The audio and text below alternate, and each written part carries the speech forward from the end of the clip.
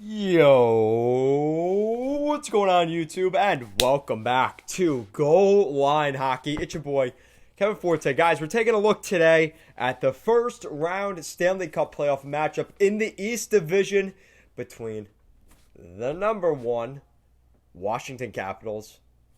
Actually, the number two Washington Capitals against the number three Boston Bruins. We'll be taking a look at that series in this video. So, wow. Talk about a series. Kind of a really, things changed very quickly in this series. It was a great game one. Both teams looked really solid, and we looked like we were going to be in for at least a 6 or 7 game series. Really solid by both teams, but the goaltending was a little bit questionable, and I did mention that while I was watching the game. Once Craig Anderson went in, you were like, oh, God, this is not going to end well. Washington was able to pull off the upset, really, at the end of game one. They were able to win that one 3-2. Tom Wilson getting on the board, Jake DeBrusk, Brendan Dillon, and then Nick Ritchie in the second period tied it. We would go to overtime, and just under 5 minutes into overtime, Nick Dowd from TJ Oshie and Tom Wilson would be the winner in overtime. A huge win for the Washington Capitals at home. But again, Craig Anderson did look very questionable. Tuukka Rask didn't play his best game, but Craig Anderson gave up a lot of big, juicy rebounds, and it looked like this was going to be a bad night for Washington, but they were able to right the ship long enough to win game one. So going into game two, like I said, the expectations were this is going to be a really tight series most of the way, and we saw that once again in game two. 4-3 Boston in overtime. But this was really a different tale. So we see Jake DeBrusk get his second of the postseason. TJ Oshie on the board. Bergie getting on the board. Patrice Bergeron. Garnet Hathaway getting 2 goals. And who other than Taylor Hall to get the tying goal late in regulation with under 3 minutes to go. That was a big goal there for the Boston Bruins. And who other than Brad Marchand, 39 seconds into overtime. That would be the game winner for the Boston Bruins. And now we have a tie series. Going into game three in Boston, this was a great opportunity for the Bruins to assert their momentum. Despite, they always say, you're never in trouble in a playoff series until you lose at home. And Washington losing game 2 proved to be the difference. Game 3, again, it is going to take overtime, but double overtime in game 3. So it ended up being a great game. Ovechkin getting on the board for the first time this postseason. Taylor Hall's second goal in 2 consecutive games. Nick Dowd getting on the board. And Brad Marchand again scoring halfway through, a little over halfway into the third period, tying the game at 2. And that would send it to overtime where Craig Smith comes in just a little over 5 minutes into double overtime. So over 25 minutes of overtime hockey. And Craig Smith was able to get this game done with. And now Boston leads the series 2-1 at home. Absolutely huge. 3 consecutive overtime finishes. This was a great series, but you were seeing Boston just have that next level, that extra gas in the tank to tie these games late and win them in overtime, and that was really the difference through the first 3 games. And then we go to game 4, and this is kind of the nail in the coffin at this point for the Washington Capitals. If they cannot win this game on the road and even this series, it's going to be very difficult here for the Washington Capitals to come back. And we saw that exactly happen. A 4-1 loss for the Washington Capitals. A 4-1 win for the Bruins.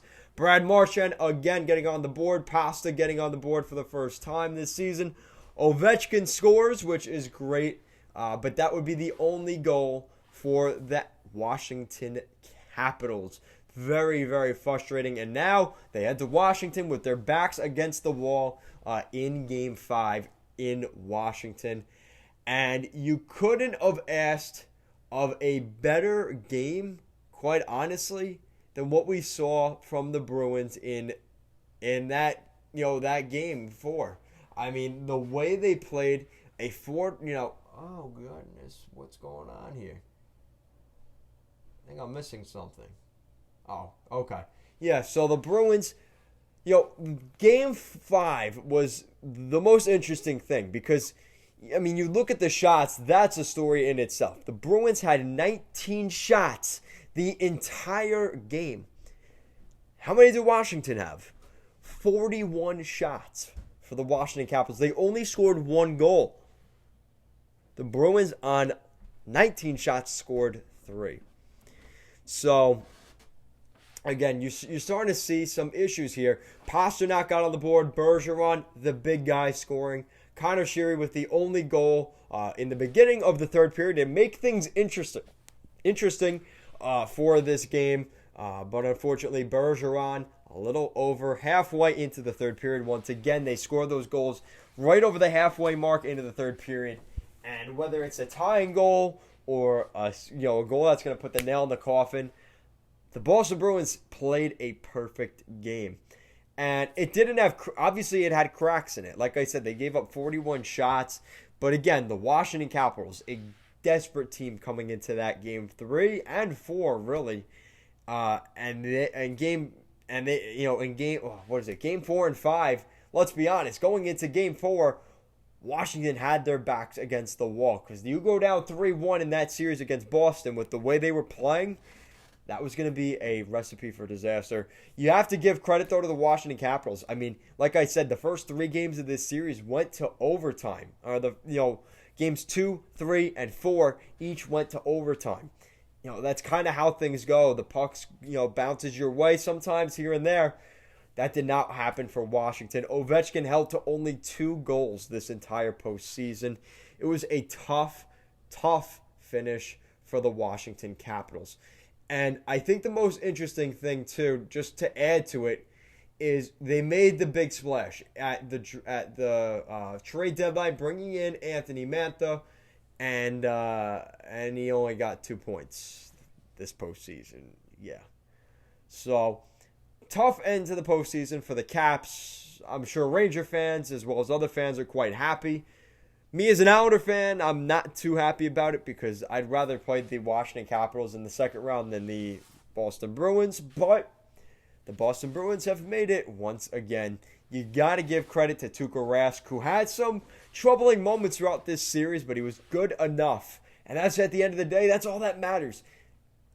You give up 2 or 3 goals, just make sure the other goalie is giving up 4 or 5 goals, and you win those games. And that's just what we saw from Tuukka Rask. He was fighting it a little bit, but you have to give him credit where it's due. He played really well. The big boys showed up. You see Marchand getting an overtime winner. You see Taylor Hall getting a couple goals, whether tying goals or overtime winners. You're seeing him get on the board. Marchand scoring goals. Bergeron scoring goals. Like I said, that is huge. And this may be it for Zdeno Chara, the Washington Capitals, assistant captain.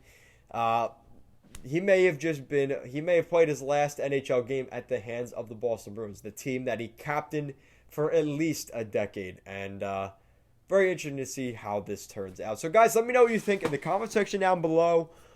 Caps fans, what do you think of this offseason? Very disappointing, I'm sure, but what were some things that went wrong? I know the power play wasn't working. Special teams wasn't working. They just weren't able to get that goal support. And for the Boston Bruins, who would you rather play in the second round? The Pittsburgh Penguins or the New York Islanders? Let me know your thoughts in the comment section down below. And if you guys like what we're doing here at Goal Line Hockey, want to see the latest news around the NHL, you guys know what to do. Make sure to give this video a big thumbs up and an even bigger subscribe down below. As always, guys, thank you so much for watching this video, and I will see you guys next time.